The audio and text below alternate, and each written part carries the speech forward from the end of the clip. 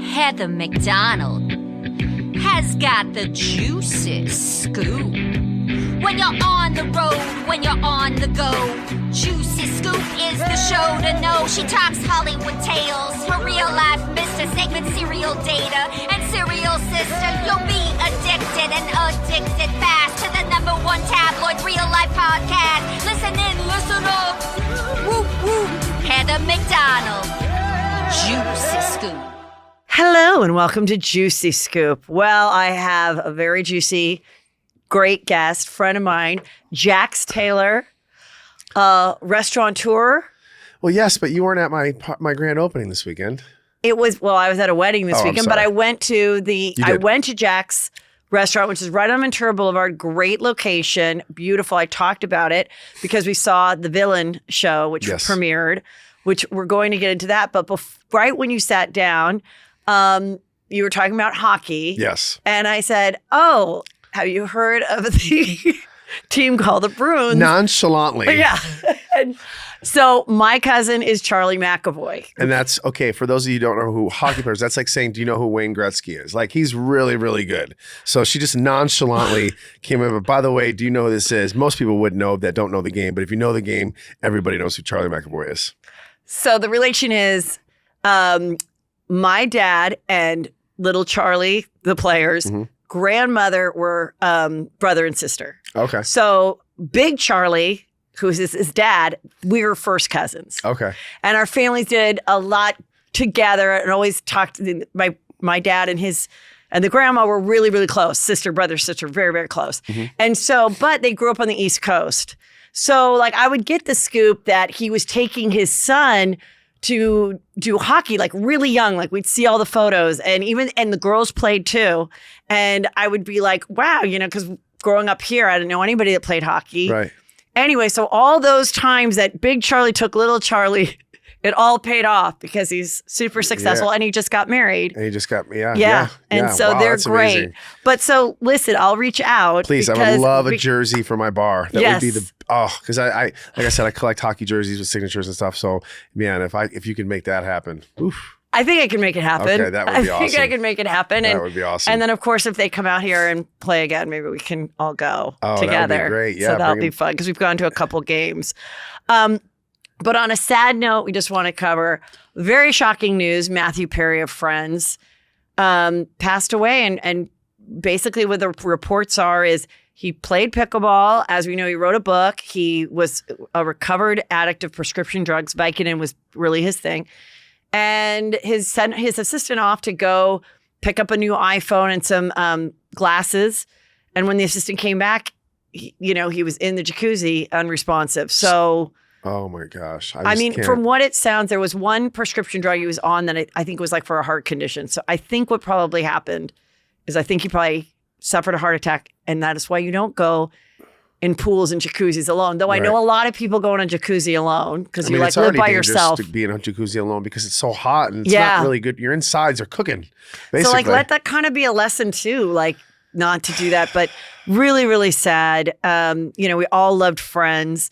And your show, Vanderpump Rules, is like a modern day realistic version of Friends. Right. And I think that's why it's had such a big resurgence with Gen Z. Yeah. They all started watching it when we could start streaming it. So really sad. And but I'm like happy that they had that reunion a year ago. Even when I watched that reunion, he seemed like he was really in a dark place. He just seemed really sad. Yeah. It almost seems like nobody cared about him. You know what I'm saying? He's like, no one's going to care if I'm here or not. Like but then when they said, we all keep in touch. And then he goes, well, no one calls me. Did you remember that? Yes, but he did say Jennifer Aniston always did. Oh, he did. Okay. And then the book came out after that. Okay. So then I think he was on a better path of acknowledging it. And I don't know if you know that Keith Morrison is his stepdad. Oh, I didn't know from that. Dateline. Okay. Yeah, he's been his stepdad. What did he say? They just showed a photo of them going to the house that you can't even imagine, with the mom and everything, what that must be like. So very, very sad news. But you never know what people are going through too. And it just seemed like in all his interviews, I've been kind of watching online and stuff. He just seemed how sad he was and just seemed like nobody was going to care if I die. I don't think everybody was going to be shocked when I die. Just seemed he did say a lot of things like that. And I did think in that reunion, and I talked about it too, because, and I said he seemed bitter. Yeah. He kind of seemed bitter. And I think he had in the book, he was really honest about a lot of his insecurities, even though he was like so naturally talented comedically. You know, when you think about like the show, I mean, they all were so funny and they're, you know, they all were great. All 6 of them, why the show was so successful, because everybody was good on it. But, you know, he went on to like have some more movies and success. But then I think that waned off because he started having the prescription addiction, you know, to the Vicodin. So anyway, very, very sad. Love to all of his friends and family, which he had a lot. So, okay, now this just broke this morning. So I'm going to tell you all about it because I read it. Not to sound like Sutton from Beverly Hills, but I do read big, long articles. This is a big, long article from the Vanity Fair inside the Real Housewives Reckoning that's rocking Bravo. And so to fill you in, Bethany Frankel has been talking about this reality reckoning, and a lot of people think that this, because of her talking about reality reckoning on her podcast and on her social media, and, you know, how screwed up everything is over at Bravo now that she's no longer part of it, that somehow the article was starting to be written because of her. The inside scoop I got is that this article's been in the works for a really long time. And she found out about it, in which then she hopped onto it. So I don't know which came first, the chicken or the egg. Is she bitter at the network for letting her go, or did she leave on her own? Or why is she doing this? I think in a nutshell, this is it. I think that somewhere in the last 6 months or last 5, 3, 4, I don't know, a few months, she kind of realized that Bravo and her are done with each other. Right. And then she was like, I'm fucking burning the bridge.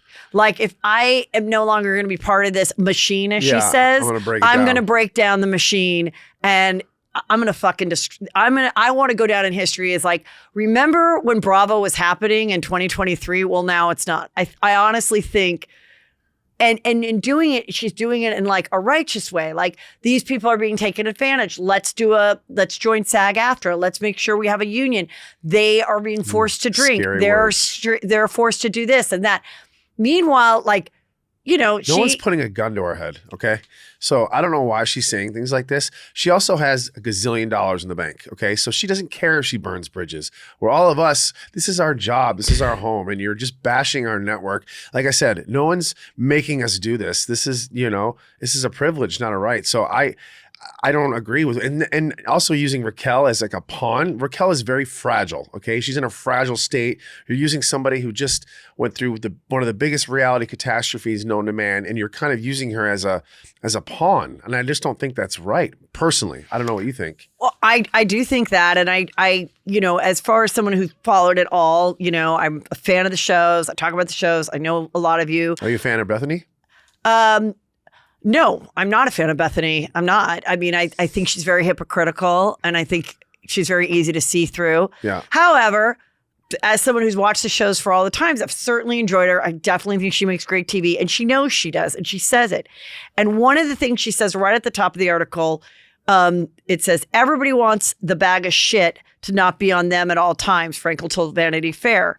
So she goes, in July, she called for her former reality TV peers to unionize and directed them to legal resources. She described some of these castmates and crew as, quote, people I never would have given the time of day, who I judge through a toxic process and who may not have a past I normally respect, but who have been tossed away after being used like trash. It's kill or be killed. She has all these questions. She has all these analogies where she's like, reality show is a game. And, you know, if I'm the quarterback and you don't catch the ball, and like, it's just, anyway, so she talks about it like that. So I think that now that she's done with it and she realizes that she was pitching a bunch of shows prior to the reality reckoning. With Bravo or any network? To Bravo. Okay. My understanding. Okay. And it didn't work out. Okay. So now she's bitter. So it's like the plate is clean. Right. There's nothing, like you're telling me you had something in production called, you know, The Real Housewives of Connecticut, and you were going to be the producer of it, which is, I believe, one of the things she was pitching because she has a home in Connecticut.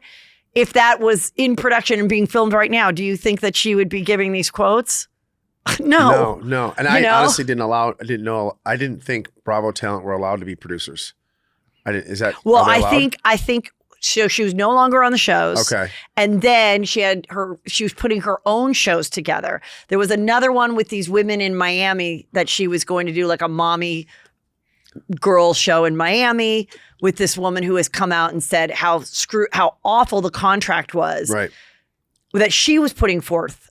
Bethany was as a producer. And now she's saying how awful these contracts are from Bravo.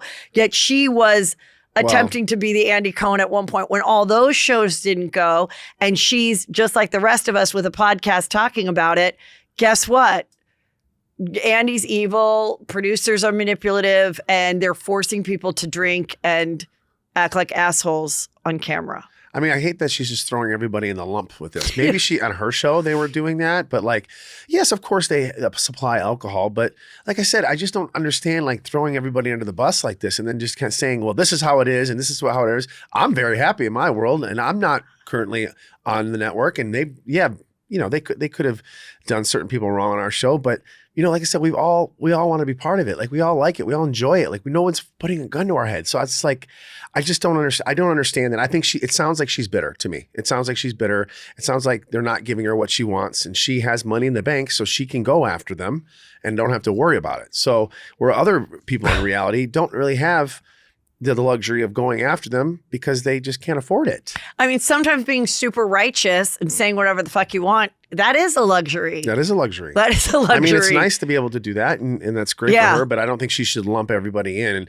saying, oh, they do this on all shows. It sounds like she's saying it's all shows. She needs to not say that. Like, that's not true. Well, I mean, I'm just reading. I don't know that she's saying about that. And is it the network in general she's going after, NBC, or is she going after Bravo specifically, or is she going after? She basically has put together or talked to some attorneys, but she has not filed a lawsuit herself where it's Bethany Frankel versus whatever. She's kind of putting it out there PR-wise and encouraging former reality stars to contact attorneys to put forth lawsuits. That's my understanding. Have fun with that. Good luck going up against NBC. They got lawyers on lawyers on lawyers on lawyers. I don't care how much money you have. Good luck. Well, Leah McSweeney has filed a lawsuit. Do you remember her? She was on Real Housewives of New York, I think only 2 or 3 seasons, and she was kind of the younger girl that joined. And according to this article, she was sober for 9 years, but as she was going through the interview process, she admits herself that she told him, hey, I'm able to drink now. We're like, okay, do whatever you want. Right. So then when she starts filming, she gets so drunk and she says, well, right before this really drunk moment, a producer said, this shit's boring. We got to like up it up. And then she allegedly then then she gets very drunk because we see it. And she's naked with just a G-string on and she takes a tiki torch at Ramona's Hampton's house and throws it in the water. And it's an iconic moment that people talk about, okay? So then they're like, okay, then the next season she gets sober and she says, while I was sober, my grandmother was in hospice.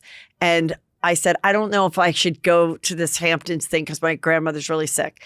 And the producer said, you can stay with your grandmother or you can come and as soon as you want to leave, we'll arrange for you to leave. It's up to you. Right. So then she says, I went, but I felt like even though they said that I didn't have to go, I felt like I should go. And then Heather Gay has said, who's on Real Housewives of Salt Lake City, at one point she's like, even if I was in that position, I'd probably go to please my employers. Right. Well, I think anybody with any job. Yeah. I worked on Chelsea. Look at athletes. Look at that pitcher who breaks his arm. He wants to get his ass back in because he's going to lose his job out to somebody else.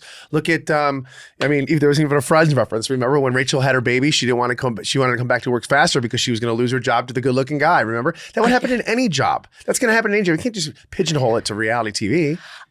Listen, I know. Every job. People, it's a competitive world. That's the world we live in. It's competitive. So my dad died. He died on a Friday. And that morning I said, hey, I'm not coming in. Right. My dad has died. He was in hospice. I worked on a TV show, Chelsea Lately. Everyone was very nice about it. And I said, but we're not going to have, he got cremated. If you cremate someone, it takes longer. Okay. So you have a funeral or whatever a little bit later. So I'm like, they're like, take as much time as you want. I go, well, actually, I'm going to come in on Monday because when the funeral happens 2 weeks from now, I don't want to, it's going to be on a Tuesday or whatever it was. And I want to take the rest of the week off then. Right. And they're like, okay. But then so I go on Tuesday for the funeral, which is all here in LA. And then on Wednesday, I did get a message from the producer, not being mean, just, are you coming in today? And it put a panic in me. Like, I was with my sister and I'm like, oh, fuck, what do I write? And then I was like, I don't know if I thought I made it clear to you. Like, I need to be with my mom, and we're working with the other siblings to get rid of some stuff. And like, and then she was like, okay, fine. But I'm like, that's every job. Yeah, that's every job. That's every job. So it's like, I mean, and then them saying like, yeah, if you don't want to be, so that's one part of it that she says about it. And that, and then she went on Ultimate Girls Trip, and she said, Andy said, hey, go on Ultimate Girls Trip, because eventually we think we want to get you back on the Real Housewives legacy, which was going to be all the old G's, whatever. Mm-hmm. And so she's okay. Well, she goes there, and then she says, one of the girls is like, so you really don't drink now? And she goes, no. So she thinks that's bad that someone even asked her. And then she said to the producers, did you have that girl ask me? And they're like, no, she just asked. Like, this is what people are trying to figure out, since you were sober, then you weren't. A lot of people feel like, well, I can now, whatever. That's their prerogative.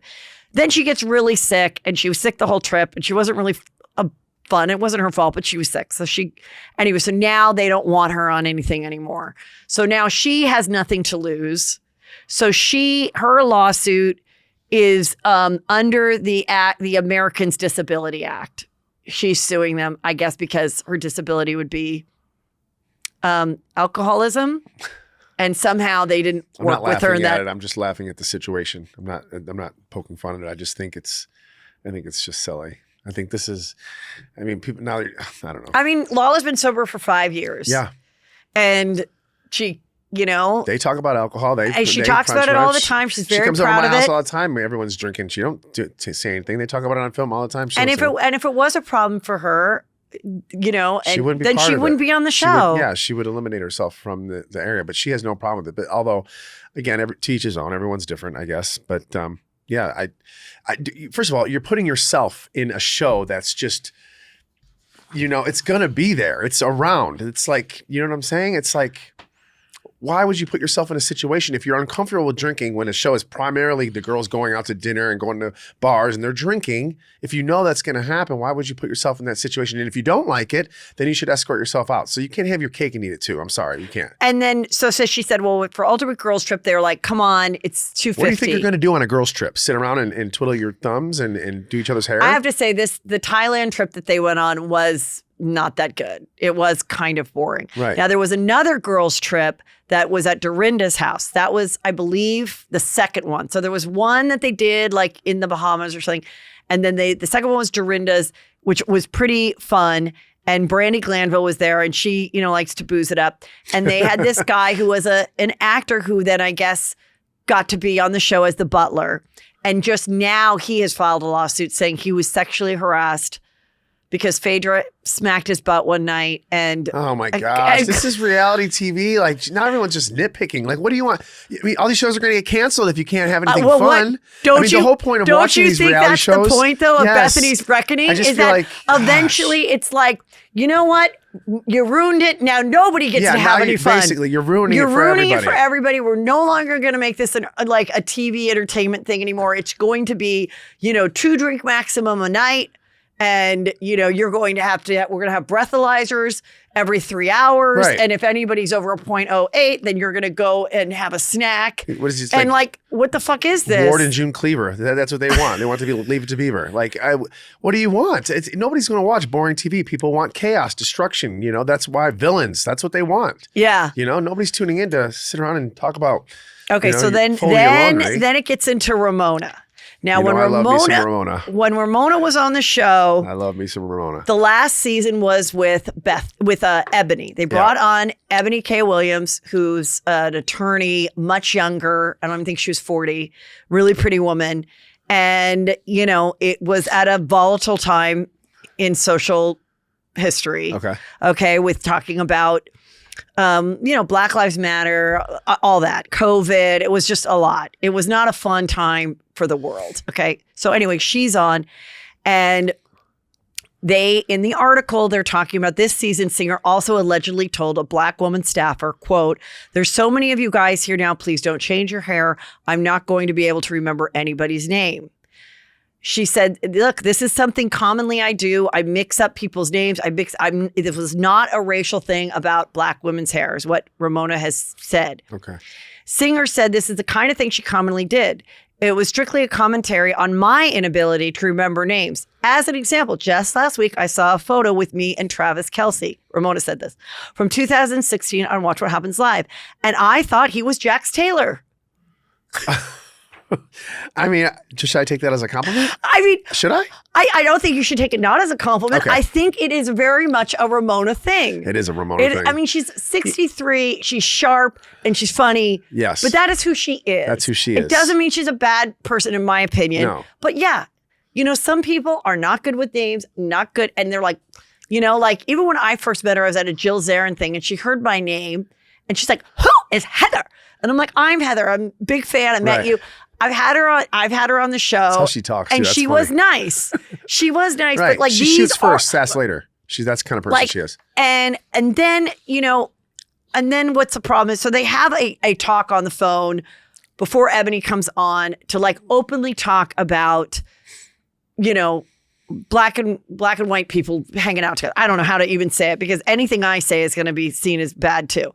But anyway, so she asked a question about it, Ramona, on the call, and they're like, "Well, that's like offensive or whatever." And she's like, "Oh no, it was about," they said, "and please don't ever talk about," somehow it came up about Black children, there being a lack of father figures in Black children's lives, okay? And she's like, "Well, I just saw a statistic on that, and that is true." Okay. And they're like, "Well, don't ever say that." And she goes, "Okay, but I thought this was where I could ask a question. I thought this was the open..." Yeah. Anything is Circle of free trust. time because I am who I am. And so I should never mention this statistic. No, you should not, Okay. I'm almost feeling like if I was Ramona's friend back in the day, I would be like, honestly, you need like a coach. Right. You need like a coach to get you up on everything. Yeah. Not to call anyone angry, these are microaggressions. This is the things to be sensitive about. In her defense, though, you have to understand, it's very tough. Every week it's changing on what we can say and what we can't say. You have to agree with that. Yes, yeah. Every week. Now, one week it could be not okay to talk about this, and the following week it's like, okay, the world said it's okay to talk about that, and then we're not allowed to talk about this. I feel like there should be a book that comes out every week on what we're allowed to talk about and what we're not. I mean, because it's confusing for the people. It is, because you don't know. Yeah, well, it's like in the 90s, it was to, African American. Right. And then I remember working on. But we're not even talking about race anymore. We're talking about literally everything. Like a word, but everything. When I worked medications, people's mental health. We're not, whether the sky is blue or black or green or what. I mean, you literally have to sit there and be very careful about everything you say, or it could be misconstrued and you get in trouble. Right. So, but I remember I worked on with the Wayans brothers on several projects. And I remember I said, so you prefer, I said African American. They go, "Please don't say that." And I go, "Oh," and they go, "We prefer Black." And I go, "You do?" And they're like, "Yeah, because we're Black. Not all of us are from Africa." And I was like, "Oh, well then who started that?" So then post 2020, I had a Black person on the show and I go, "Who started it?" And then he goes, "Oh, this white people did." And then I looked it up and no, they didn't. And I was like, okay, so I'm like, I just think, especially take someone who's older and really been around, anyway, and people don't like me defending her, but I'm not, anyways, this is the story. So then she goes on to say, they're really kind of going after her. And then this is where she gets in trouble. So she has this scene with Williams and she thinks it goes great. But afterwards, the producer stays with her. And Singer told Edmondson that Edmondson was the producer, that her interaction with Ebony Williams reminded her of now she's denying this conversation, but of when a Jewish colleague used a Catholic slur with her when she was a young woman and called her a shiksa. Now, a shiksa is like, my sister's a shiksa, meaning she's married a Jewish guy, but she's not blonde, blue-eyed, whatever. I've never known it to be a negative thing. We always thought it was kind of like flattering and fun. Okay. But whatever. So she tried to say that. And then the woman goes, I've never heard of that term. What does that mean? And then Ramona says, it's like if someone called you the N-word. And just her saying that, then this investigation went down. Oh my gosh. And so then she said, well, I never said the actual word. Right. I was trying to explain Right. what it, that it could be derogatory. And they're like, so, and her attorney said she's never said it, and they did a full investigation and nobody ever said she said it. But then the producer was like, I was shaking. And so, that's everyone's own perspective because it wasn't on camera. So Right. none of this was on camera. So there's no way to say, out. But then they decided not to have at all the reunion. It was the first time in Real Housewife history. They did not have a reunion that season. They just were like, fuck because of the this situation, because they said, you know what, it's just not. They're just like, it's just too, it's like too much. They're all fucking landmines. Right. Like everyone from the Bravo exec to the producer to Ramona to Ebony could step in a landmine Right. that is just taking away from the fact that the show is supposed to be an escape. Right. It's supposed to be fun. I know. And that's what we thought reality TV is. People Right. go to work, right? They want to come home. They want to turn their brains off and they want to watch trashy, degenerate, train wreck TV. And then they realize, well, okay, my life really isn't that bad. I could be these idiots on TV. Like, that's what reality TV is. It's supposed to be like, okay. And relatable. Like, relatable. so whether you can relate to Right. a bunch of women or a bunch of young people working together or raising their young kids, or what you go to where you are like, oh my God, my friends, like what I love. I might as well be an actor and get scripts then. We might as well just go that way because that's where it's heading. We might as well be scripted. Because when I was, in college and stuff, I always was like, we didn't really, reality show, the first season of MTV's Real World Right. did not come out until my first year out of college. And it was New York was first, then Venice. It was And Puck. I Remember was Puck? like, yeah, that was Venice. And I was like, oh my God, I love this. I can't Me turn too. away. I I was feel like obsessed. I'm in it. And I'm like, But it was raw. It Right. was like they were dealing with, I think they had the first, I think a gay man who had AIDS on. Yeah. What was this? Pedro? I can't remember. Pedro. Was it Pedro? Mhm. Pedro Zamora or something. And he passed away. Yeah. But it was dealing with stuff like that, relationships, gay, straight, different races. And I remember running home from school because I was in high school. I'd throw my backpack down and watch MTV. It'd be TRL and then right into Real World. And we're like, whoa, this is just so cool. And I remember wanting to be on it so bad. I was in college, like trying to write I wrote a essays. letter too. Oh my God. Wouldn't you just want to be I think I part wrote of a that? letter, but never figured out where to send it. I didn't know where to send it. Yeah, I was in college during English class. I remember to a T writing it as I was supposed to be listening to my essay, but then I couldn't figure out where to send it in those days. We didn't know. But anyway, that's so funny. Yeah, but I remember like the funnest times in college or whatever, post-college, is I'd be like, God, I would literally say this. I wish there were cameras right now because the funniest thing is the morning after recap. Yes. And when you guys would go on trips or be hungover or talk about what happened the night before and you guys are all getting coffee and you come over to the apartment with the 2 giant burritos and like, let's fucking talk it out. That is what I think people like love. Right. Or whether it's a girls trip and you're like, 2 girls are walking on the beach talking about, well, what the fuck is her problem? Well, I don't know. I don't think the husband's that great. That is true. Right. Like that is what people say and we get to see it. We recap our drunkenness. That's what we're in it for. We're not here to like hope that people's lives get destroyed. Right. We just want to see them. Right. And so the people on the Bravo side are like, look, we don't tell anyone to drink. We stock the fridge and everything, but if they're to live their authentic life. So if they're going to have some drinks when they're on Mexico with their friends on a vacation at a Mexican restaurant, in real life, when the cameras are there, that's what they should do as well. Right. I mean, if you have a good time without alcohol, then more power to you. Yeah. It's there if you want it. Right. You're not supposed to gamble either. You're not supposed to, smoke cigarettes either. You're not supposed to do a lot of things, but it's there. Yeah. If you want, no one's forcing you, but it is there. Right. Okay. So it's to each his own. You have to be strong enough or disciplined enough to not do it if you don't like it. And you can't drink and then you get yourself in trouble and then go ahead, well, it's Bravo or NBC's fault. No, it's not their fault. It's not their fault. It's your fault for being irresponsible. You should be smart enough by this point, being on a reality show, to entertain without needing alcohol. Me, on the other hand, I need alcohol. I need alcohol. And I love Bravo and NBC for it. So I'm always like, yes, bring it on. Right. It's Yeah, I don't just, care. I'd Whatever. be drinking. So Bethany says, and then we'll wrap this up. Bethany says, I was a part of it. I wanted to be Andy's favorite. I love that I was Andy's favorite.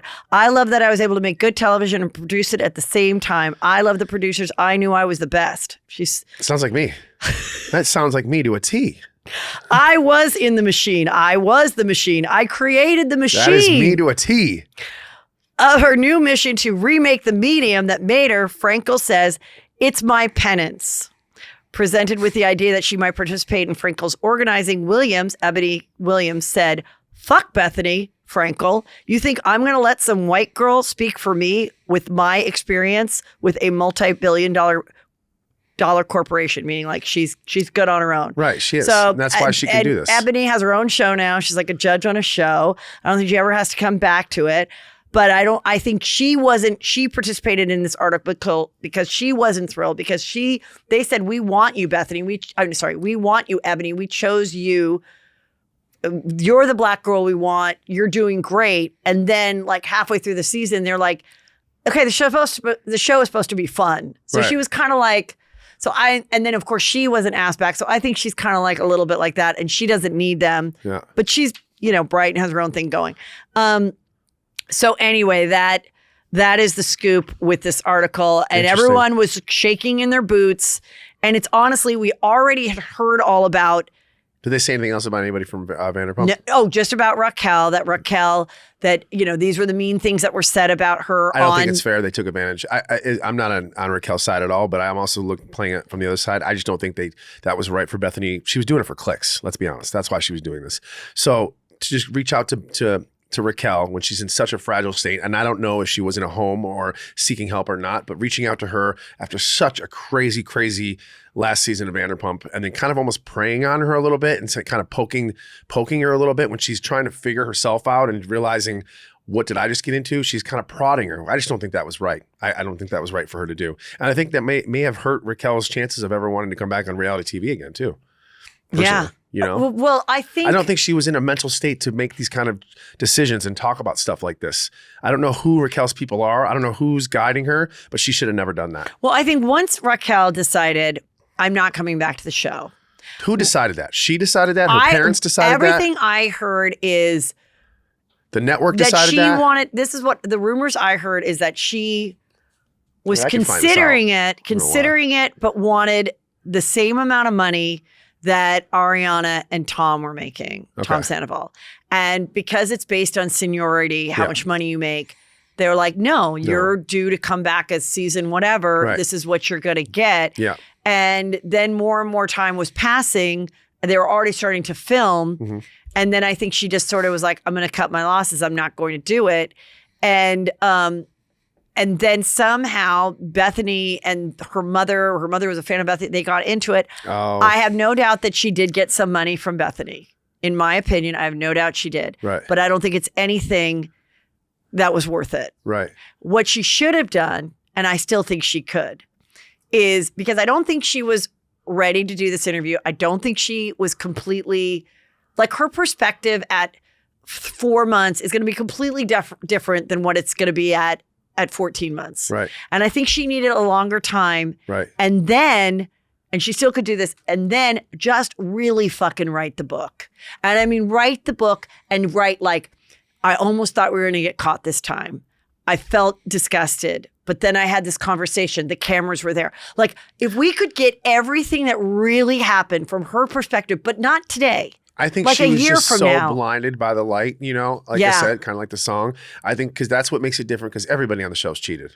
Everybody has, except I think for Katie. Mm-hmm. But so I just think the reason it was different is because she saw this as a game and I think she saw what was going on and she thought, okay, I think she kind of just rode the storm. And I think Tom Sandoval kind of just almost, I don't want to say manipulated the situation, but kind of coached her along the way and told her what to do and what not to do. And I think she was so in deep by then and she was just so infatuated with Tom at the time. I think she just kind of went along with whatever he said. Because he was looked at as like, okay, he's at the top. He knows what he's doing. So as long as he says what's going on, we'll just keep going with this. The part that I really felt for her was when she did like an interview after. Bar this weekend, by the way. He showed up at my bar this weekend. Shocked. He showed up at my Halloween thing this weekend. Rolled in as Ken from Barbie.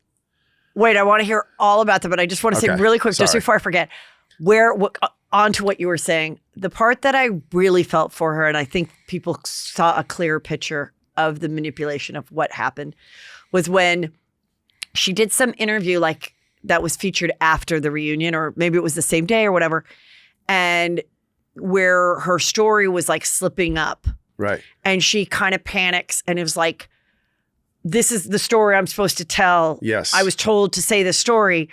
And I feel like a lot of people are telling her to do stuff. And if he gets mad at me, then I have nobody, because now I have no friends and the show. And, now, of course, they're not together. Right. And that's why now she's coming forward. That's why I'm like, I still think, I just don't think she was remorseful enough when she did Bethany's. And it was not good for It was not good for her to do Bethany's. It did not help her cause. No. Go away. I still think come back when you really have that perspective. And then capitalize off of it by really giving us the juicy, like start taking notes about the first time he said this to me. I can't, we were upstairs and Ariana was making a salad downstairs and he said, like, that is what we want to know. What goes through a long-term cheater's mind. Yeah. That's not a one-night stand. Like, what is it when it's like, and you're friends with someone? I think that's why it was so bigger, because it was going on so long. Like I said, everybody's done like a one-night stand or kind of it was a double life. It was a double life. It wasn't a one-night stand. It was a double life. I just can't get over how he did it for so long. How they got away with it for so long. Because I'm not saying that, he's not a very smart cheater. Like, he's very blatant about it. It was very obvious. If you go look back now and be like, it's clear as day there was something going on here. If you go back and watch other episodes, relationships, like grabbing her ass and doing little things behind the scenes and stuff like that, and just doing the innuendos and staying over at the house and going out late night dancing. I don't know about you, but would you let your significant other do any of these things, even though it's her friend? I don't know. Maybe Ariana's just very trustful and she's like, I have no reason not to trust Tom. But I think it's because he just was they were all so blinded by it. Like, they're all just like, oh, nothing's going on and nothing's going on. I don't know. We can talk about this. Peter just got a thing on his text. Huh? Peter just got a text that he shared with both of us. Okay. And just random number pops up. Hey, want to get coffee and golf today? So he's like, who's this? He's a big golfer. And like, usually they're not asking to get coffee. Right. The guys, It's like, hey, knucklehead, whatever. Yeah. Okay. And then he's like, who is this? And she's like, don't you remember me? And it's this beautiful young Asian girl, like in front of a painting. And it's these random things. It's the same people that are tricking the Gen Z boys with send me nudes. You know about that? Where these girls will start writing these young boys and they're like, it's all a scam. They're all like Nigerian people or whatever. And then they go, who is this? Oh, we met, Here's a photo of me. So now they start talking to a cute girl. Right. And she sends him nudes. And then the young boy sends him nudes. And then they go, well, now give me $600. And the boy only has $300. And he's too scared to tell his parents that he sent a nude. And they have like, there's cases where these boys have like ended their lives. Oh my God. So it's like, terrible. So I get emails from these girls too. Oh my Random God. Scam, like, hey, want to hang out? Like they think I'm a dude or something. I'm like, it is so, and then to be a reality person and have some of these people maybe pose and try to DM certain people, and then they screen grab those DMs to try to incriminate them. So on top of you doing the show, you have this whole other world where these quote unquote fans, trolls, haters, whatever, are like trying to get any kind of info to make you look bad. Right. It's really scary. But wait, I want to hear about the Halloween party. So the Halloween, my grand opening was this Saturday. It was absolutely I was amazing. in Hawaii. Hawaii. Listen, you were at my Villains party. No, but I was in Las Vegas. Yeah. At a fabulous wedding at the Wynn. Was it beautiful? It was incredible. 30-person band. Oh, wow. It was ridiculous. Are you going for BravoCon, by the way? Yes. Well, I have a show there on Saturday, a sold-out show at the Venetian. I will be there. Brittany and I will be there during BravoCon, but not at BravoCon. We were doing an appearance at the Venetian. What? I'm at the Venetian. What day are you at the Venetian? The Saturday. Same here. What Okay, time? Just come to the restaurant. I'll get you all the information. That's going to come out today. I'll get you all the. All right, well, maybe you I can. can't. I don't have the name of the restaurant. Okay, on then top. maybe you can pop by, or I can pop by after. Yeah, for sure. Okay. I don't think technically we're not allowed to leave Venetian. You know how the rules are in Vegas. They're very strict with certain things. So I'm at Venetian too. That's where I'm staying. If they're paying you, then you're not allowed to go to different properties. Okay. So we're going to the restaurant, and then we're going to the Venetian's night spot after. So, but we're property of Venetian for that day. So okay, then technically we're not allowed to do anything. We are hanging Bravo out the Venetian together. Yes. I love the Venetian. Lala and her mom are going too with us. I love the Venetian. I've done my show there. I think this is like the sixth or seventh time I've been there. So the show's been sold out forever. They just put me up on the thing. Just as I was leaving the wedding, we go by the Venetian. I go, oh, I hope this screen shows my, and it did. And I was able to grab it and nice. sold out. And like, oh, nice. That's awesome. Isn't it seeing your thing sold out? Yeah. It's so fun. I mean, and then, so if I go to anything at Bravo, it might be Saturday afternoon or it might be Sunday night. But like, at we'll the go to actual dinner, or Bravo. we'll come to your show or something like that. Yeah, that'd be great. Awesome. Be great. So, anyway, go ahead. okay, so you had your grand opening and people wore Halloween costumes. Yes, we did our grand opening. We've been open now for a couple weeks, but we did a couple soft openings, obviously, to train the staff, kind of get the menu going, get people just acquainted with the whole property. But Saturday was our grand opening. I just can't get over how fast we got this place open. It was so fast for certain reasons that I cannot say. We had to open really quick. You all soon will find out. But Halloween was just a huge success. Everybody I invited showed up. It was just such a fun night. I wish I had your photo because you guys went as Jessica Rabbit, but when she's the detective. Right. She's the detective. And you're the rabbit. And I did the modern version of Roger Rabbit. And okay, then, very cute. But then Tom Sandavol rolled in, literally, no pun intended, rolled in on roller skates. And I was kind of like, who did he come with? He came with Schwartz. They were at their bar. And I said, guys, Tom Schwartz, come on over. And I didn't know he was bringing Tom Sandoval. And I was kind of in shock when he rolled in. And I'm looking at everybody. And I'm like, I didn't know what to say. I have no problems with Tom Sandoval anymore. What's water under the bridge? Good. I don't like to hold grudges. Good. What he did was wrong, obviously. But I think he's paid the price. I think he's moved on. I think everybody's moved on. I think we need to kind of just sweep this under the rug now. I think it's just let it go. So I kind of was okay with it. I think there's some people there that weren't okay with it, but he wasn't there very long. He came towards the end of the night, but and stayed on roller skates the whole stayed time. on Real roller committed. Skates, in character, committed the whole time. Amazing. I don't think he had a drink. He asked I go, do you want a cocktail? He goes, said, I'll have a Red Bull. I think he said in one of his interviews that he's been sober since this incident. Now, is sober since the finding out? Is sober no tobacco as well? And is it when someone says sober, does that mean?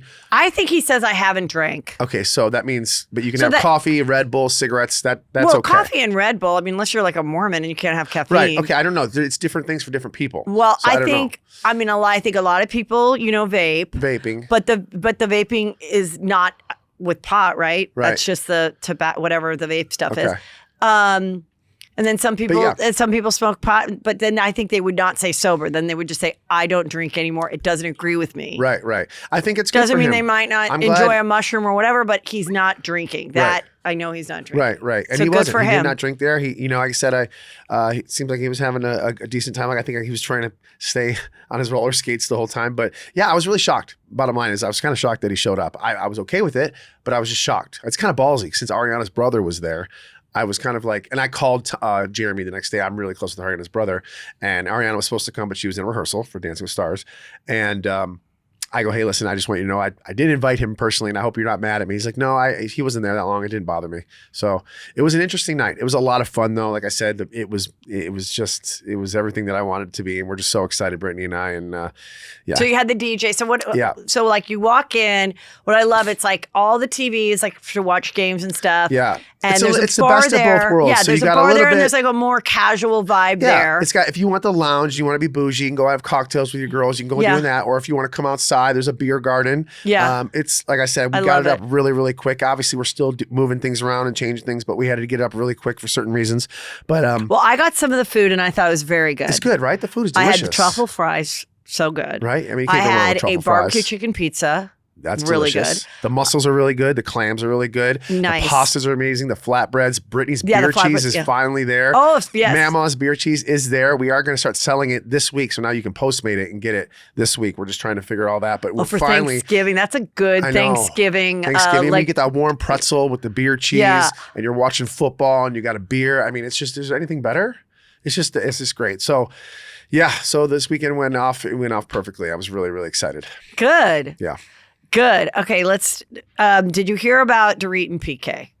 No. Real Housewives of Beverly Hills premiered this Wednesday, and it was a juicy one. Okay. Because as you know, Kyle and Mauricio's on Dancing with the Stars going up against your girl Ariana. Yeah. Her husband. By the way, can we just say Yes. how good Ariana is doing? She glides on that floor. I mean, I'm not surprised that she would do this well, but I'm not surprised she would do this well because I felt like she was going to have talent for it, but she's not like a professional dancer. No, but she looks like it. Yeah, she really does. She's doing so well. I mean, I talked to her boyfriend a lot. I just think she'd be committed, yeah. And she is. I mean, she says it's a lot of work. It is a lot of work.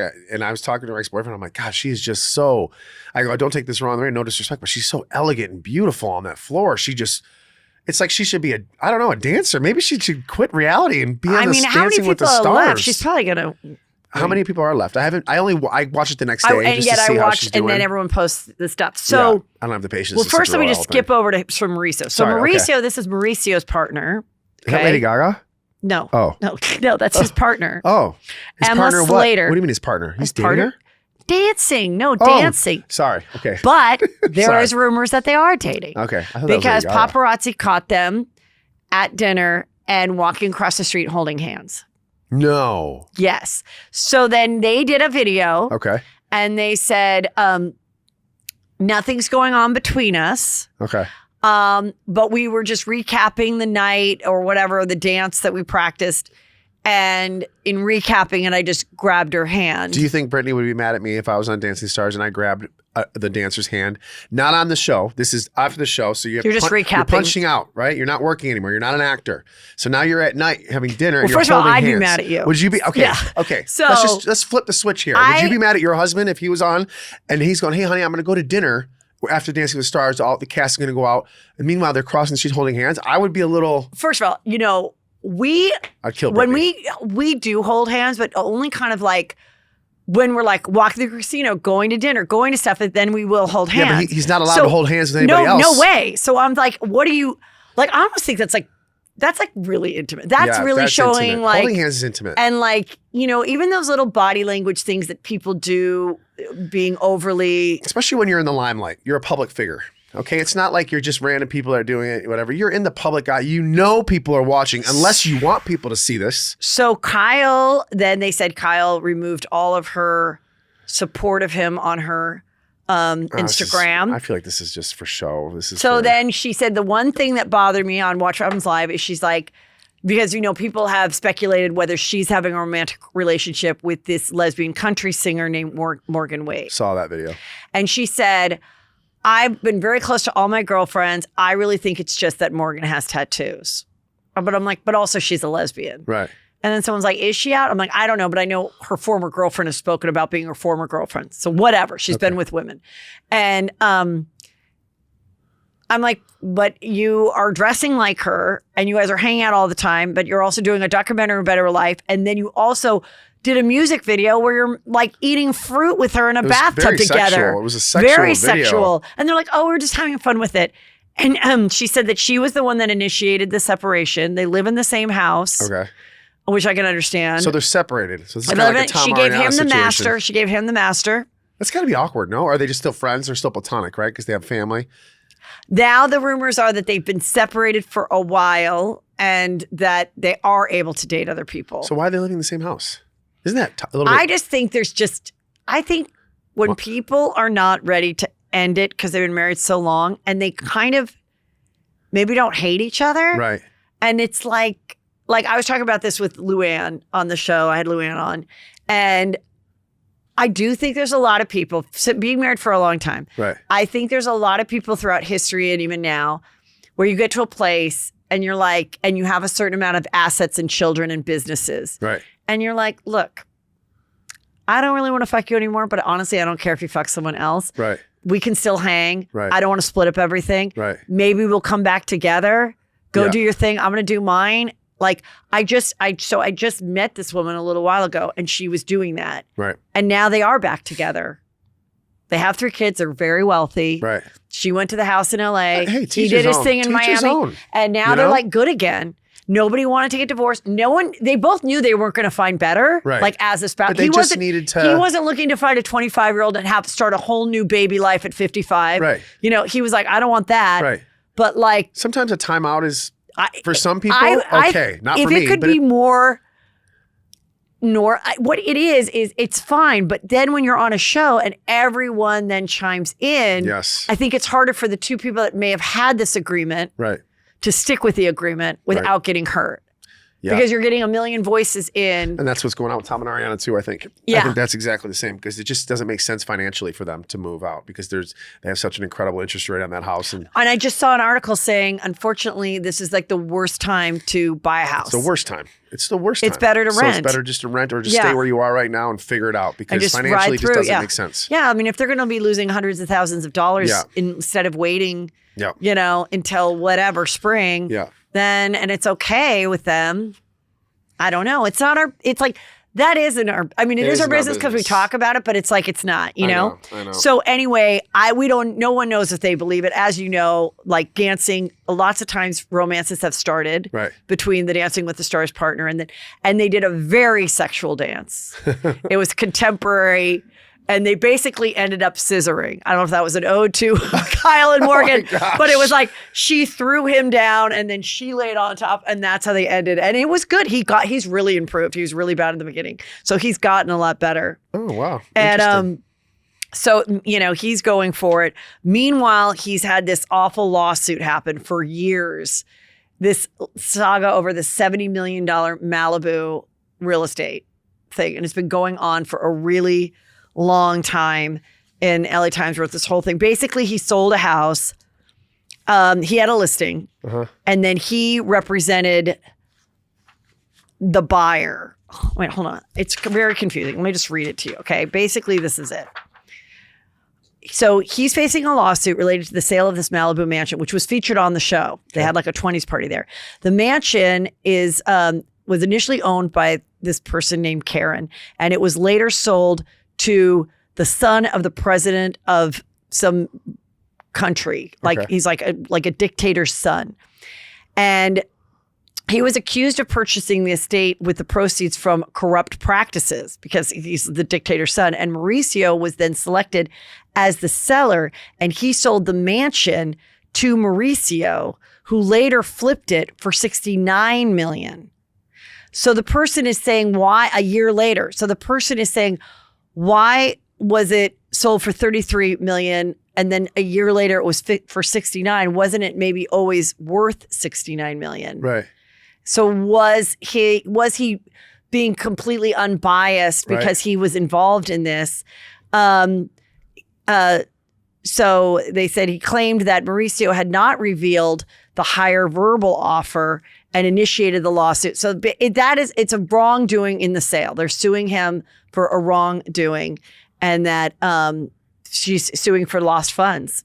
So what's going to happen? Is he just drowning in lawyer fees? I probably did not completely say this correctly. It's just confusing. They're basically his credibility as a ethical realtor is what is the real question here. I guess the real question is, does he need to be on House of Villains next season? Let's talk about House of Villains. Does he need to be on House of Villains? I mean, I don't know. This stuff is, this is why I was a realtor for many years, and you always, you make more money if you have both ends, meaning I have the listing and I brought the buyer. But it always was a slippery slope where someone could then later say, how do I know that someone else couldn't have paid more? Right. So when I'd have that situation, I would bring in another realtor from my company, and I'd be like, I want you to work with so-and-so so that there can be equal negotiation. Right. I'm going to negotiate for my seller, and I want you to have this person so you feel like you've been represented right. Okay. And then between the realtors, you worked out something so there's a little bit of savings or whatever. That makes sense. But then in the olden days, it would work out because you would tell the person, if I have both ends, you only have to pay me 4%. Right. Because I'm going to make so much more money because I have both ends. Yeah. But then there's always that thought that the seller's like, or the buyer is like, I think you worked harder for the seller than me. So that is why, and that is kind of the way I understand this somewhat worked out, is he sort of was involved with both ends. Okay. Okay. And that is where it gets tricky. Gets tricky. So he still could win, Right. Because it's not, what he did was not like necessarily illegal, but it's like, it's just kind of shady with a dictator's son and this kind of amount of money. And then a year later, it's like twice the price. And that's all this. But I mean, it's all a little bit hearsay-ish. Yeah. I mean, because like, how do you control that? I mean, it's millions and millions of dollars. But so he's dealing with that. Meanwhile, Dorit and PK, it was announced during the airing of the episode that they have been living separately. The news came out that they were married, that they were living separately. She says on the show that they've been struggling since the break-in. Ever since her house has been broken into, she struggled with PTSD. And then she got robbed again when she, a couple months later, over Christmas, she got like $10,000 from the bank, put it in her purse to probably tip people or whatever, buy Christmas presents. And she left it in a shopping cart. Do you get $10,000 out and put it in your purse for Christmas presents? I mean, I don't. Rich, But I do. Rich people I problems? do grab. We do the 10K. cash. We do the cash thing, during the holidays to give like more to the people that are, Yeah, I guess you're right. I guess I grew up differently. I don't just go to. I'm gonna grab 10 grand real quick out for Christmas gifts. So she turned around and her purse was gone. Wow. And then they said, think it's the same person? No, they don't know if it's the same person, but they checked the security and they said you were being followed by 3 men. So then that put her in a tailspin, and she felt like he was in England all the time and he was not supportive. So she says that on the show. And then, but they spring it on Teddy and Kyle during Watch What Happens Live, and with a caller. And they're like, how do you feel about them being separated? And they're like, what do you mean? That's out? They're like, yeah, the news just dropped now. So if we're supposed to believe that like Bravo didn't know that this news was imminent and said, drop it on Wednesday, or the people thought drop it on Wednesday, and then we're going to have it be sprung on Kyle and Dorit, who clearly knew that they were separating. They since went to dinner and said, the report was that he's been living in like some Beverly Hills hotel. They went out to dinner this weekend and acted all lovey-dovey and said, we're not separated. But that we just have had a tough few years. Years is kind of a lot. That's a long time. Yeah. I mean, I don't know if I could take it for that long. And that sources say she has said, I'm just not like in love with him anymore. She's just in love with the money. Also, they said he's 56. I'm shocked that he's only 56. I just thought he was older. That sounds kind of bitchy thing to say. Well, he looks okay there. Yeah, he looks all right. Let's get into House of Villians. I'm kind of surprised because they were like really into it. Okay, what do you think about? Tell me what you think about Housewives. Tell me. Housewives? I watched a little bit of it. I mean, I'm not like, I don't get too invested because then I start watching it, then I get hooked. But I don't get really invested in too much of it anymore. Unless like it's a housewife, unless it involves Lisa or rumors about Lisa, then I'll Lisa Vanderpump. Lisa Vanderpump. But I don't really get invested in too much because what can you share with us about your future in reality TV? So you're on the Villains. Yes. So House of Villains. Obviously, I got voted off last week. But I can tell you this. How did you feel? Well, I mean, I was okay. I was fine with it. It doesn't matter if I'm there for 1 day or 30 days. I got paid at the end. You get the same amount unless you win, right? Yeah, unless you win. So it didn't matter. And then you win, you get a $200,000 bonus. I was kind of a little bit bummed, and I was like a little hurt. Obviously, I don't know if you saw New York, it made me cry. And I've never in my life, she literally called me a demon. I don't know if you saw that episode. She called me a demon. And I'm like, I was so taken back. I haven't even had called that by my ex-girlfriends. Like a demon? I'm like, you don't even know me that well. How are you calling me a demon? And then I was like, I took a little bit of offense to it. And then I kind of did my research on her a little bit. And I'm like, that's kind of her shtick. She goes after everybody, this girl. And like, I was just taken back by it. And I was like, I was hurt. But then NBC kind of got a hold of me like, okay, you can kind of tease the fact that you're coming back to the show. I think maybe somewhere down the line, they kind of were like, maybe we shouldn't have got rid of him so fast. I had so many people. Where was the house located? She's in Sherman Oaks. And how many days were you there? And it was like I felt like we were in, what's the movie? I know it didn't look that great. It was like an old, almost like an old Middle Eastern mansion, with statues everywhere, and it was like used for reality shows, basically. Okay, it's there. They always go to there. It was a crazy house. Cameras 24/7, no doors on anything. it was just, and I had roommates. I had Omarosa as one roommate, and I had Enfisa from 90 Day Fiance as my other roommate. I am a loud sleeper. I kind of took myself out of that situation real quick because I was just like, I feel bad for these girls. I'm a married man. I'm like, you know what? I'm going to go downstairs and sleep on the couch. I know I snore. I drive my wife crazy with it. I'm going to save myself the headache and possible early elimination by just going down there and letting these women have their room. Okay. But I love Omarosa. She's awesome. Again, when a lot of these people were on the show, I didn't know. Yeah. I didn't watch, a lot of them were on reality TV when I was younger. Yeah. And I really wasn't watching much TV back then. So I kind of did my research. We got our phones from 12 o'clock at night till whenever we woke up in the morning, which is usually around 7 or 8. So that's when everybody got their phones for take care of emails, whatever, because everybody's in reality TV, everybody has projects. So they allow us to have our phones. I didn't know who anybody was. So I'm at night researching everybody, who New York is, what made everybody a villain, because I didn't know. Right. I didn't know what made New York a villain, or Omarosa or Anfisa or Tanisha or whatever. So I'm researching. I'm like, oh. So that's how I did my research. But that's also how people did their research on me. So they would come out, and I kind of got looked at. I had a conversation, which I don't think they edited it wrong. It made me look out to be really conceited and cocky. So I had a conversation. I woke up one morning with the guy named Shake, who was on Love is Blind, I think. Anyway, he's come down. He's kind of like the new guy on the show. I consider him to be like that guy that kind of won a show to be on with a bunch of celebrities. I don't like him at all. Didn't like him. He did not belong there. Yeah. He was not a legend. He's not an icon. Yeah. He seems like a guy who won a prize to be on a show with a bunch of celebrities. That's basically what I think of that guy. Anyway, so I sat down.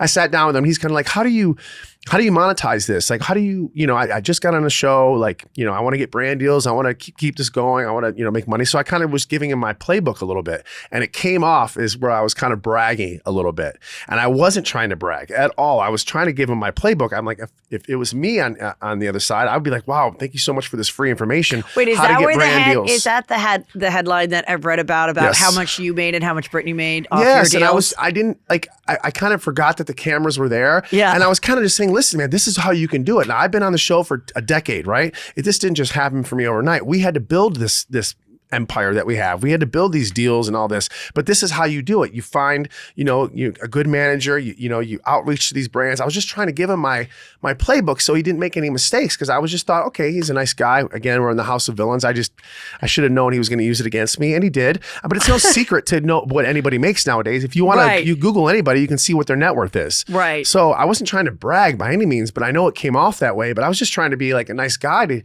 trying to help him out. And sure enough, I caught him talking about me upstairs about, he doesn't need this, he doesn't need that. I'm like, you're damn right I do. It's expensive as hell to live in California. So he then used it like, you He don't used it need the against, 200 I don't grand, need the 200 so let's grand. get rid of him. Yeah, all he does is talk about his beautiful wife. I'm like, I think I'm like, that's you're putting me down by talking about my beautiful wife. You're an idiot. You're a complete idiot. So, so it kind of shot me in the foot right there. And, it was just, I was in a house. I've never been on a show either, a contestant type show. I'm on a docuseries. Right, where you can't go home. Where you can't go home. So how many nights were you there? I was there, I think 5 nights.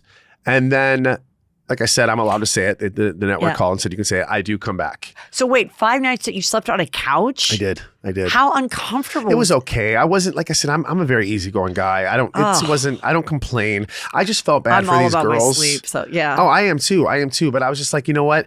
I don't want these girls to be mad at me. I'm in a house. Smart, yeah. I'm in a house with absolute legends, icon reality stars. Tanisha, Omarosa. Yeah. I Love New York. They are such powerful, strong women, and they can kill you with words. They are so good. Like I made really good friends with Johnny Bananas, who's on MTV. Right. And him and I were just kind of like, we were just sitting around. I'm like, I do not want to go to war against these women. They are so good. I'm a very stock fighter. I'm like, well, F you and this and that. I'm very stock. These girls are like, I'll take your firstborn. I will feed him to the wolves. Like they will go after you. And like, she called me a demon. I was just kind of like in tears. I was like, oh my God, I've said 3 words to you. How am I a demon? She's like, I know you. You have a black heart. Black hearts.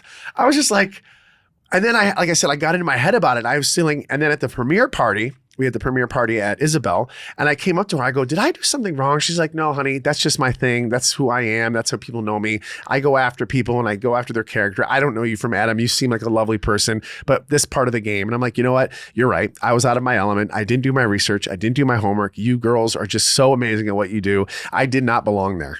And that's kind of where it ended. Well, the show's doing well. Yeah. So it'll definitely come back. Yeah, I mean, it's really helping the network. I know the network seems like they were in a little bit of trouble. So they were using the show as kind of like a springboard back. So Yeah. I hope it does really well. Like I said, I was so fortunate that NBC and reached out to me and said, "Hey, Jax, would you be interested in this? Because this is coming out of COVID, and I was just kind of starting to get my life back together again. And this is the first project that I did, and it was a lot of fun. It was a lot of fun.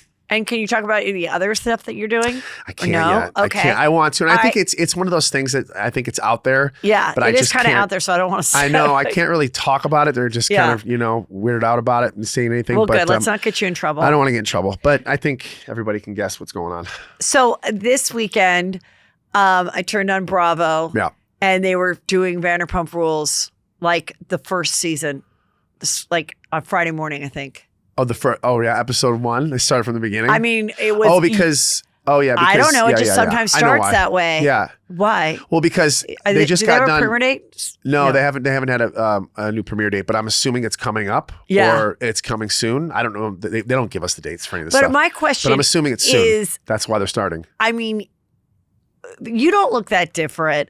A lot of the girls look very different, like the makeup and stuff. Like Sheena still looks just as young, but like Right. she looks much prettier now because she's got like better style and everything. Right. She had like these like paint, like these the eyelashes. Like she just The glitter. outfits, She was all about the sparkles. yeah, the outfits were like dorky. Like Yeah. I was just so. But then of course you're with Stassi in it and everything, and like at your apartments. And do you ever like if you're just flickering around and you see like old ones? Yeah.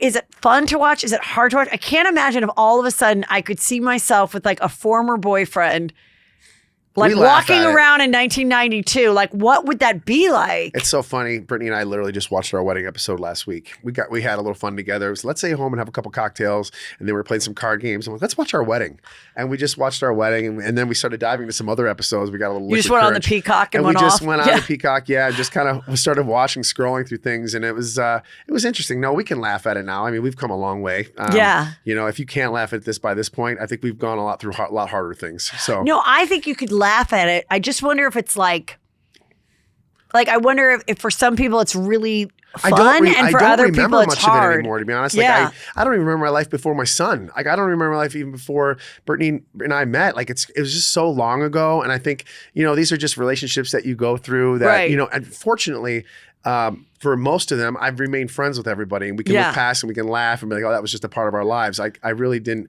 burn too many bridges. So, Right. and I repaired the ones that I did burn.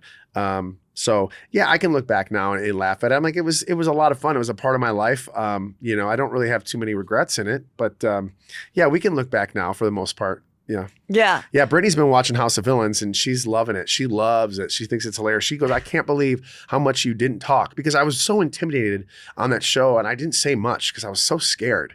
I mean, like I said, these people were so scary, and I mean that in a good way. They're just so good. I felt like I took a master class in reality. It was that Do you good. have any suggestions of people that would do well for second season? I think Tom Sandoval would do really well on that. I think he would really. What happened with him on the special forces or whatever? Is he still on it? Is that airing? I don't know. No, I it don't is watch. airing. I don't know. I don't That- watch it. But that is something It looks like like- they go after him quite a bit from the That is, highlights. I mean, I saw him like kind of crying about it. When is he not crying? Well, he's crying, saying that people made $200,000 on merch off of it. They made a lot more than that. That's the number that he threw out, because I think that's the number that Lala said she made off of the Daryl sweatshirts. I think there's a lot more than that. There is a lot more than that, but I think that's the number that got thrown around, because it was like she basically said it was a down payment, and then people did the math on And the he's house probably- and did he's the probably down like- payment. And that's what I owe my mom right now, so that could have helped. Right, exactly. But I mean, poor mother. I think his shows do well. People go to the shows. Do ya? I don't follow. Do they go? Yeah. Do they go to see it? Do they go because they're entertained? Do they go just to see what's going on? I think the same reason before the scandal, I think people went the same reason they go to Luann. But he has to. They're fans so of from the what show. I see, he Venmos everybody that goes to the band like $1,000. So that's got to be stressful. So he's got to pay all these people. How does a 9-person band? Okay, you're a garage band at the end of the day. Yeah. Okay. How does a 9-person band travel the U.S., hotels? You got to have the gear people setting all that, hotels, food. just everything else, and then make a profit on top of that. Like how they can't be getting paid that much. You're not like you can't. So That's the thing. That's I want to know what the breakdown is. If we can find out what the breakdown is of these concerts that he has, because it costs a lot of money to do these. I know from even just listening to Stassi when she does her tours and a lot of these podcast tours, there's not a lot of margin there. By the time you pay everybody out. So I'm just curious, is it more about just doing the band because you enjoy it? Or is there money to be made in something like this? Because like I said, you're not a big band. You're not Foo Fighters, okay? You're Tom Sandavol and the whatever you guys call each other. I mean, I think they all have a blast doing it. Yeah. I think he loves doing it. Yeah. But no, if you're for someone who's traveled, I know how these things work, which is why as a stand-up, I do well. Right. Because it's me but and a fucking alone, mic. But yourself, you're not and even paying when out. I have a couple guests come to either do stand-up with me or do, like I've got Brandy and Julie being my guests on the live them. Juicy Scoop. But, it's the hotel. You got to cover their flight and their hotel and pay them for their appearance. But still, that it'll be worth it. Right. But for him, no, I think hopefully he's not losing money on it because I don't want to see anyone losing money. But though. I think it's probably breaking even. But could you imagine paying 9 people? See if you had a 9-person band. Yeah, that's so you a got to lot. pay them all out, and their food, and their hotels, and the their guys' gear, flights, travel, gas. I'm just in my head. I'm just curious. So I mean, I think he's probably figuring that out next tour. Like, how do we do that? Even like with Luann when she first started doing her thing, she had more people on stage with her. Mm-hmm. And then you realize, okay, you know what? How can I make it smaller? So he might be like, how many people do I really need to get like the songs done? Yeah. Can people, and see what it's worth it? Or he might be like, all right, I did it. Right. I did it. Yeah. And now like, what's my next thing? Or maybe I'll just do it in LA or just do it in Irvine. Yeah. You know what I mean? If we don't have to get on a plane, that's a big difference. Right. Especially if you don't have to pay for a hotel. Yeah. But, it's the same thing. I think people kind of have fun just going and saying, I went, know? We're going to be doing live podcasts at Jax's, by the way. I'm excited. We're going to start doing stuff like that. Yeah, maybe you like should. On Sunday where we do like Bloody Marys and mimosas and girls can come in and listen to like Sheena and Lala, Brittany, or whoever wants to come and do a podcast, Yeah. The Bachelor Girls or whatever. I think it'd be a fun idea. I think we're going to do that. Absolutely, you should. Totally. Bravo is reported, supposedly, this is from Bravo Housewives, is, so this is just rumored. This is not officially Bravo. But Bravo reportedly considering returns for Vicky, Alexis, and Gretchen. So these are all former OC girls. I was cut out of this picture. I was in this picture as well. When Bravo needs the return of the icons. And I was in this. I have the picture somewhere. And I was added. I think. Oh, really? And it was us two. And they just sliced it together? Yeah.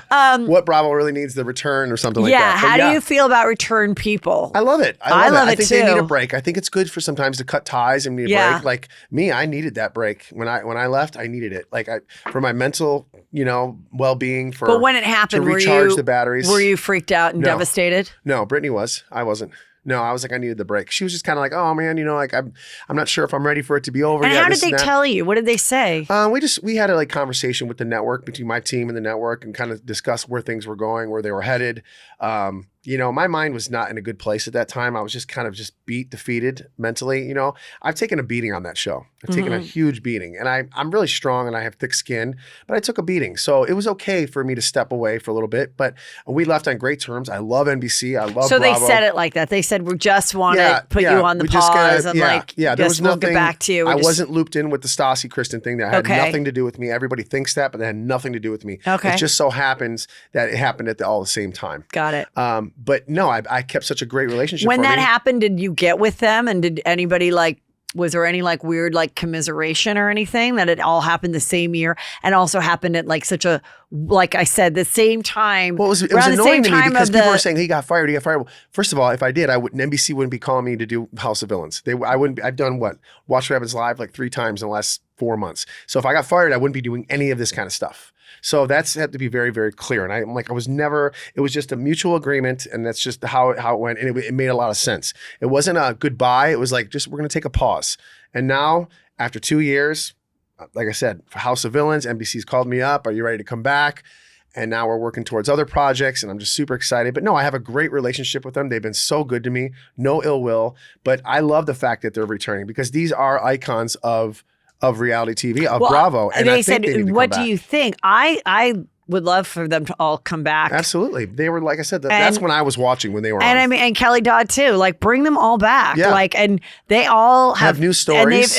And they have history with each other Right. that it's happened in the last couple of years because of you said this on a podcast and you said that. Right. So Now like, there's a lot to where talk are about. we? Like, where are we in it? And like, let's have some fun with it. And I think it's good not just to do it with OGs, it's do it good with everybody. Kind of let some people sit out, let some stuff brew a little bit, recharge the batteries, then come back later and be like, okay, we have a new outlook. Like me, I have a brand new outlook.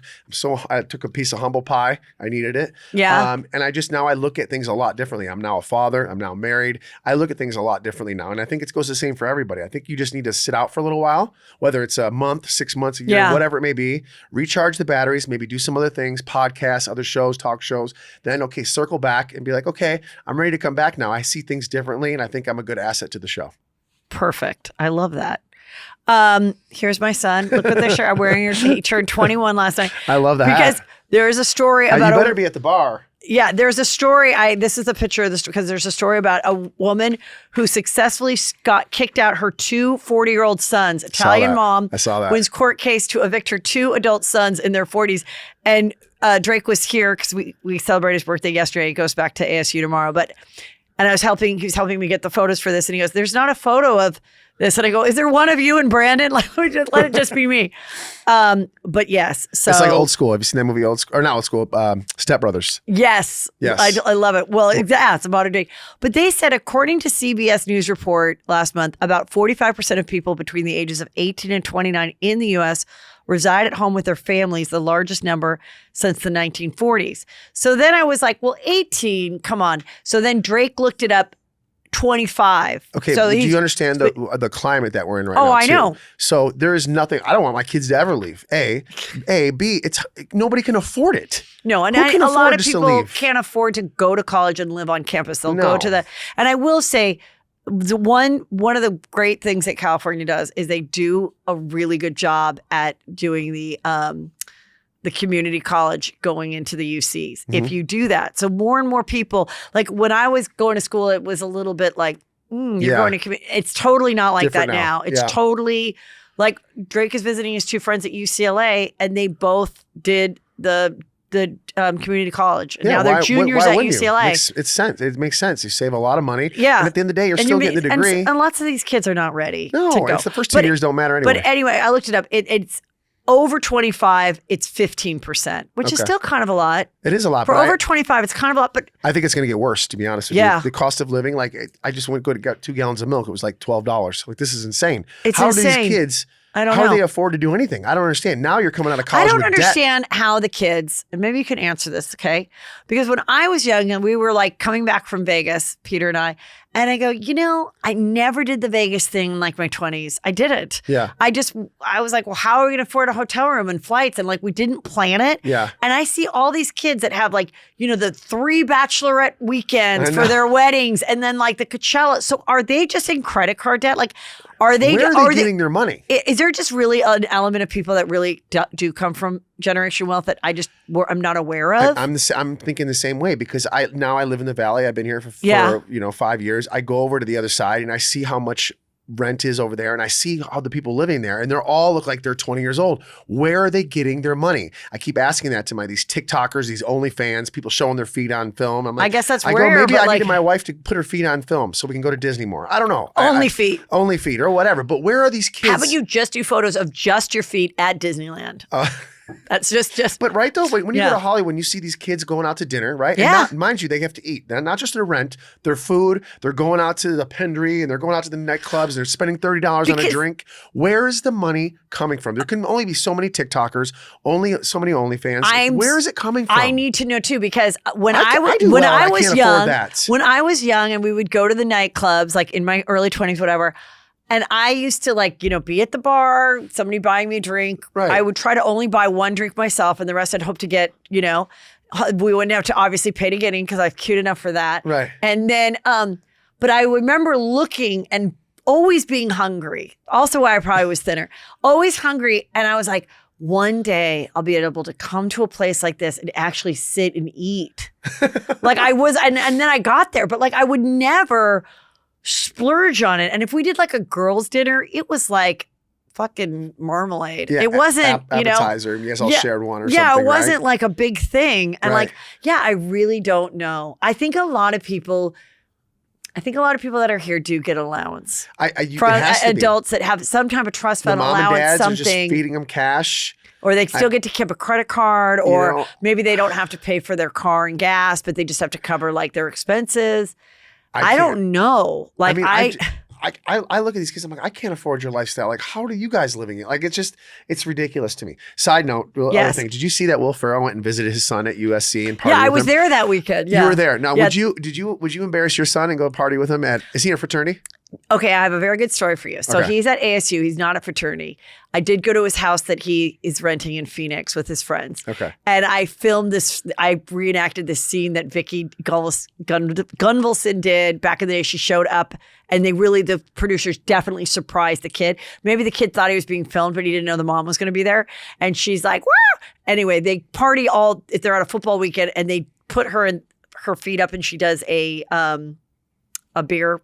Oh my thing. gosh, really? And so anyway, so I joked about that, but his one friend is in a fraternity and they just had a party at their house. And I'm like, oh God, you guys are going to be fucking like kicked out, whatever. So the boy said, I go, oh, too bad you guys don't have a cake. So I can't finish doing this reenactment. And the kid goes, we have parents coming this week. We have parents coming. If you want to come to my fraternity house, you can come, to me. And I'm like, no, that's okay. And I go, Drake, what? He goes, Drake said, I'd be so embarrassed if you were one of those parents that was partying, because my friend sent me, her daughter goes to U of A, and my friend sent me the Barstool video that went viral of some other parents' weekend where the dad and the mom, and he's like smacking her ass. And God. my kids put up a lot with having me as their mom. Right. And no, like we had a lovely time. A Juicy Scooper got us tickets. We got to go to a nice eating, drinking situation before. We had beautiful tickets in the fancy box area. Oh, nice. And they were thrilled. And I kept it together. That is not my goal to humiliate. But yeah, I mean, the kid loved it though. I saw the son being interviewed, and that was fine. I think that was really fun. That's so funny. that's That was different. so funny. Also, a dad is different Than a mom I get with it. boys. I get it. Yeah. I get And it. it's like, you did. And, and Yeah. he's a guy and he's a comedian. It's like, Yeah. there aren't a lot of, I have one friend, Tammy Pescatelli, her son's 15, but I don't have any other female comedians who have boys my age that has had to, Yeah. Do you get along better with other comedians rather than you do with like your other friends? Like, do you gravitate more towards comedians than you do like your normal friends? Like the girls you go out to wine with. Do you rather hang out? Does that make sense? I really just enjoy them both. Yeah. I have my, I know comedians love they love being around each other. Just hanging out at the Laugh kind of Factory don't have that thing. Like there is a 60th anniversary of the Improv, and they invited me. I'm going to that. Yeah. I'll be very excited to go to that. Yeah. And but because of being a mom, I never like hung out there every night and stuff because I couldn't really do that. And then I have my really good friends from the Chelsea Lately days. They come on the shows regularly. We go and celebrate and do dinner, and we text, and like we're great. Like that's why the episodes with them do so well too. But then I have my friends, like my sorority sisters. They all came out to my house in La Quinta, and we had a weekend of the five of us. Four of us. Do you think? And it was so fun, and it was exactly the same. It was like picking up like it was 1995. I feel like comedy in the last maybe 6 months to a year has gotten really big again with the young people. Do you know? Like the Matt Rife. Oh yeah, he's great. And my favorite, Sebastian Maniscalco. Oh yeah, I love him. Pete Cornell. Well, he's been around forever. Guys. But I feel like it's just I don't know if it's because of social media. It's social media is helping a lot. But also I went and saw Nate Beniscalco. Oh, he's great. Awesome. Yeah. I mean, it's my generation. They're starting to make fun of the stuff that I deal with. So it's fun. But I feel like comedy's gotten a lot more popular. I think it does kind of go in waves where it's popping. Like there was a time where there was like a big dip, like at the end of the 90s, where it was just like not happening and comedy clubs are closing and blah, blah, blah. And then it started to pop again in like the 2000s. We're hitting my generation now. Yeah. And now it's... The generations are different now because what kids go through now versus what we went through, you know, you and I. So I think maybe that's what it maybe, I don't know, but I love comedy now. I've never been more into comedy than I am right Good, now. Good, great. But I've never been like that. Like I follow all my favorite comedians and they're all so funny and I relate to all of them. I've gotten to the point where I'm like my dad now. I relate to everything now that all these comedians are going through. And I that's the nicest thing is when people will come up to me after a show and the women will go, I think we're married to the same man. Yeah. Like, I think that's what it is. It's relatable. And that's why comedy really is very subjective. So when a man is like, why do people think this girl's funny? That's okay. Yeah. Whatever I'm saying doesn't relate to you. I might not think a certain guy is that funny, but you might. But the point is, it's subjective. That's why there's lots of them, and you could enjoy someone that has a completely different life than you, and you have nothing in common with them, but the way they tell the story still can be super funny. Right. But most people, their favorite comedians are ones that have a similar point of view on life. Right. Do you think, is it a lot harder to do comedy now because of the world that we live in, the climate that we live in? Is it harder now to do, a show? Do you have to really be careful what you say? Or are we gotten to the point where comedians can they say what they want without getting in trouble? Or do they have to navigate around certain topics? Because comedy's supposed to be comedy. You're supposed to be able to make fun of everybody. It's supposed to be lighthearted. And if you don't like it, then don't come. Dave Chappelle did a show. Yeah. And an article. Now, one thing that Dave Chappelle, he started this, and I wish I had the means or the way to do this because I would love to do this. But where you go to his show and they give you a package and they put your phone in it and they seal the package. They hand you the phone. You have possession of your phone. So if it was buzzing and you have a babysitter and that makes you nervous, you go out and you say, unlock my phone. Right. And now you can go talk to the babysitter. Okay. It's a great thing, but not everybody can afford it. Not every club can have it. Okay. The point is so that you're not recording him and that he can work on his act. So when he puts it on Netflix, it's fresh. And also if he does it tomorrow, he doesn't want everybody showing the video of the joke that he did. So there is no video of this, but someone said that he brought up, the problems in the Middle East and this person didn't like what he said. And they said, and all these people got up and left. And that was the articles because someone put that article out. Then people said, I was there. It was one person that was screamed at him. And then he, talked more about it in his ways, very raw about, even though it's a controversial subject. And then they said, when asked for a comment, he just said, I wasn't there. Well, clearly he was there. It was his show. Right. He's just like, I'm not fucking with it. Right. I'm not defending it. I'm not going to talk about it. Don't go to my show. Exactly. And then it kind of killed the story. And I thought that was good because it's like, so to answer your question, yes, a lot of it is the fact that everyone can either film you or report on it. And I've had people report on things that I've said on this show, bloggers, whatever people say. And it's like a telephone thing. And then someone's like, yeah, I heard that you did this and said this. Totally not true. No evidence of it. And then I'm like, but now if I address this at the top of my show about something that some trolls are saying that I said, then it perpetuates people being like, yes, but, And so it's like, you do kind of have to just go, this is my show. Right. And if you don't like it, please listen to another thing or go to another show. Definitely, I always say, if you're easily offended or triggered, a comedy club is not for you. Do you have to have one of those signs when you walk in? We may be talking about this. I'm talking about when you're filming. I feel like you need a poster that says, we may be talking about this, and this. If you don't like it, there's a great video of Joan Rivers before going on stage where she's like introducing herself and she's behind that and she goes, I think she had a guy saying all this. This show might talk about blah, blah, blah, all these subjects. Right. And then she takes over the mic and she's like, so if you don't like it, get the fuck out. And then just goes on there. And it's like, I do sometimes think there's been times we've talked about it, my husband and I'm like, do I have to say things like, I'm not a professional journalist. I am not a doctor. I'm a comedian with an opinion. Yeah. Like almost don't get angry if you listen. You may listen to something and you may not agree with it. Like, it is fine. Right. But in saying that, I'm still doing very, very well. Right. And if people have dropped off, they no longer, it doesn't you don't show. Really want those people it doesn't anyway. show anything. But do you really want those people anyway? There's the person that is, their Twitter is blocked by Jax. Yeah.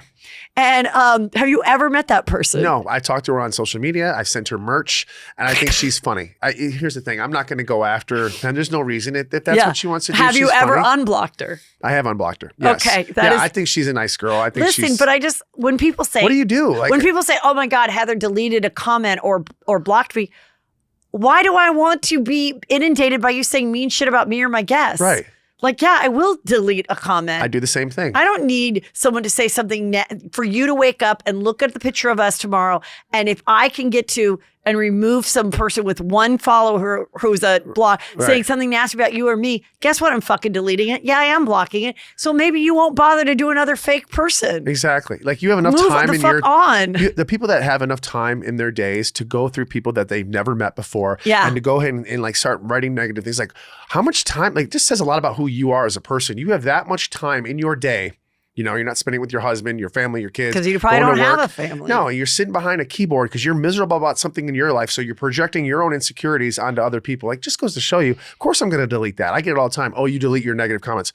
Yeah, of course I do. I don't want to see that. Like if you if you had a bagel place and you had the ability to remove the bad Yelp ones that said that the bagel had mold on it, wouldn't you? Yeah. I mean, wouldn't you? Like, no, I'm going to keep it on there. Yeah. Like this is just, the people it just baffles me. And it's just, they just keep finding out with more ways to like go after people. And it's just really, just leave people alone. If you don't like it, then don't watch, don't follow. Like, there's so much. So this weekend is BravoCon. You guys are going to be at the Venetian. We'll be at the Venetian. And come see us. I will be posting on my Instagram. Okay, so just follow him and he'll let you know where he's going to be with Brittany. Yes. The baby's not coming, right? No, we're going to have the nanny at the house. This is going to be a 24-hour trip for Brittany. How old is little Cruz? He is 2.5, going on 6. So cute. Starting school. He's in swim school. We're keeping him busy. In fact, I'm taking him to Sky Zone right after this, and then we're going to the pumpkin patch. Oh my God. I'm just keeping him busy. Day. It's just fun. It's just fun stuff now. Such a perfect day. I'm at that age where now it's just like, it's fun. I keep taking him and just keeping him busy. I just want to keep him busy. Yeah. And it's fun, and I enjoy it, and I love him to death. And people keep asking, is Brittany pregnant, and this and that. I'm going to put that clear right now. She is not pregnant. Are we going to plan on having more children? Absolutely, but she's not pregnant right now. Well, good that she can have a couple cocktails. Yes. And Bravo is not making her drink. Yeah. No, you're doing Bravo's your own thing. No, she can have her fun. She can have her mommy weekend off. Yeah. And we will see you there. And thank you. And everybody go to Jax in Studio City. It is a really fun place. I suggest. It's very laid back. It's very chill. It's not like your other Vanderpumpers. Nothing against them. They're just a little bit bougier. Is a DJ every night? The DJ's on Friday and Saturdays. Okay. Fridays and Saturdays. I think it's I love the space where the DJ is. Yes. And I think it is a perfect place for a birthday party, a girl thing, party, whatever. Like a little, just if you want to just have some drinks and some food, and like seriously, you want to bop to the music and have some fun. It's there, valet parking. It's easy. Take an Uber, whatever. You can rent out different rooms. You can have your corporate parties there. We got a bunch lined up for holiday parties. Whatever you need. Yeah, whatever you need. Like I said, we are in Studio City. Jax Where do you Studio buy City. that? Where do you buy that cute hat? That merch, we're still trying to figure out. I'm going through hell right now with merch companies. It's like one after another is just collapsing. We were with Fanjoy, had a falling out with them. Now we're with I think we're going to a different company, but I'm working on it. On it. These merch companies are just. Can you buy the merch at? You can get at the restaurant. You can get it at Jax's right now. Okay, the old school way, you have to actually go in and buy. We don't have it online yet. It will happen. Okay. But it's just a pain in the ass right now. Maybe I'll talk to you about that afterwards. Yes, I will. Okay. Because I've got mine. Look, I love it. So we made this shirt because someone made. What company are you with? Look, it's a lightning bolt. I love it. Oh my God! An ode to and I was saying, I've been wearing your hat so much that I'm like, I hope no one's thinking that it's the lightning bolt like that. Raquel is her sign. Like, what's Heather is obsessed with Jax. But yeah, I love your hat. Yeah, I'll have to ask you what company you use. Okay, cool. Okay. Thank you. Bye. Thank you. Bye.